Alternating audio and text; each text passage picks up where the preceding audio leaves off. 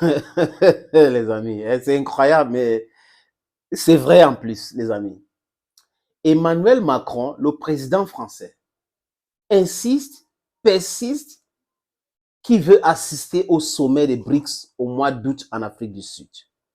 Il a déjà appelé le président sud-africain Cyril Ramaphosa à maintes reprises. On a vu la sortie de Naledi Pandor, qui est le ministre des Affaires étrangères de l'Afrique du Sud, qui dit, bah, c'est pas comme ça se passe. On va se consulter pour voir ce que ça va donner. Donc, une façon de dire, c'est pas possible. Et la Russie avait demandé à la France de clarifier les raisons pour lesquelles son président veut assister au sommet des BRICS. Et boum, il y a un autre sommet pour le nouveau pacte, ils ont appelé ça financier. Oui, les amis. Le ministre des Affaires étrangères français, Catherine Colonna, elle insiste encore que son président veut assister au sommet des BRICS.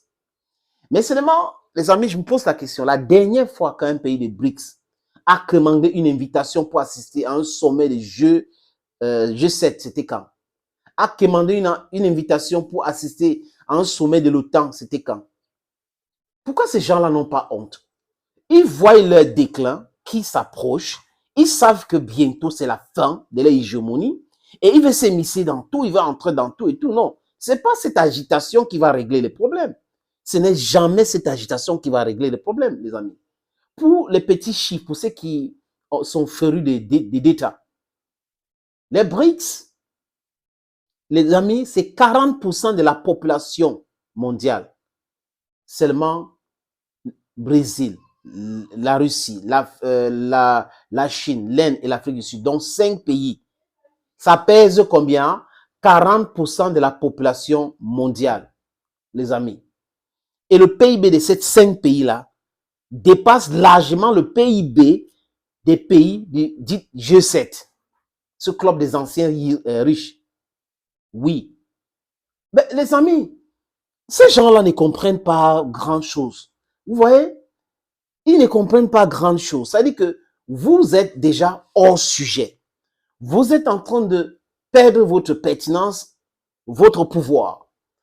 L'Arabie Saoudite dit, nous voulons entrer dans les BRICS. L'Iran dit, nous voulons entrer dans les BRICS. Le Nigeria dit, nous voulons entrer dans les BRICS.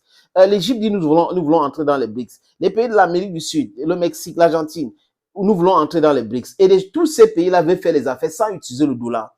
Ça veut dire quoi, les amis?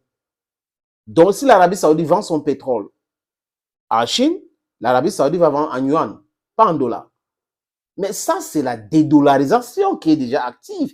Et ces gens-là, ils voient, ils prennent les médias mensonges, ils véhiculent et ils parlent de toute autre chose. L'essentiel, ils ne veulent pas parler de ça parce que les gens sont en train de se retourner. Ils n'ont plus les moyens de pression sur ces différents pays aujourd'hui qui ont compris que ces gens n'ont pas d'amis, ils ont que leur intérêt et leur intérêt est égoïste.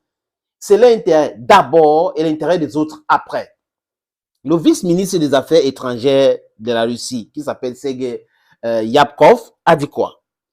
Il a dit clairement que la Russie ne veut pas des pays hostiles au sommet au sommet des BRICS. Donc, la Russie refuse des pays hostiles à la Russie au sommet des BRICS. C'est clair, la France est hostile. Et c'est pas possible, les amis. Ça veut dire que les gars sont restés là, ils ont vu comment c'était un peu compliqué pour eux, les amis. Très, très compliqué pour eux. On a eu le sommet économique de Saint-Pétersbourg avec beaucoup de chefs d'État qui sont arrivés là-bas.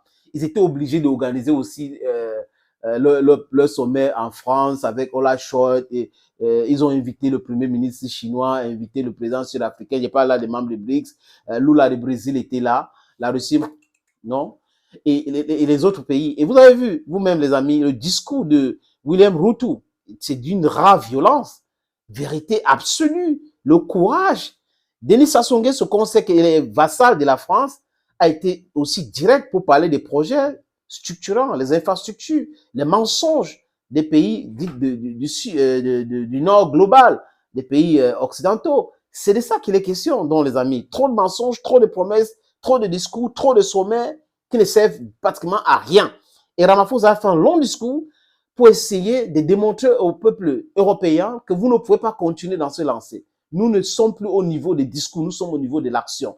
Et c'est ça que nous voulons au pas. Oui. Et Ruto a parlé du Fonds monétaire international et la Banque mondiale, que ces instruments-là doivent être gérés par le monde entier et non par les Occidentaux qui décident comment est-ce qu'on doit emprunter l'argent, qui veut, et tout. Non. Il a dit que tout le monde doit investir dans ce projet pour que ça soit quelque chose de global et que tout le monde décide sur la gestion et le management de ces structures-là. Vous voyez que ils ont pensé nous manipuler pendant longtemps, mais aujourd'hui, les enfants d'Afrique commencent à se réveiller. Surtout qu'on a des vrais leaders qui sortent et qui veulent l'épanouissement de l'Afrique. Ruto, par exemple, a demandé aux pays africains de refuser de faire des affaires avec le dollar. C'est normal. Pourquoi le Cameroun va faire des affaires avec le Nigeria en dollars? Il y a des mécanismes qu'on peut mettre en place pour utiliser les deux monnaies que nous utilisons ici. Pourquoi toujours chercher à utiliser le dollar pour faire des affaires? Pourquoi? Ce n'est pas possible. Et vous voyez, les Chinois ne sont pas en train d'imposer quelque chose aux gens. Les Russes n'imposent pas quelque chose aux gens. Mais ceux qui imposent leur monnaie aux autres, ce sont les Européens et les Américains.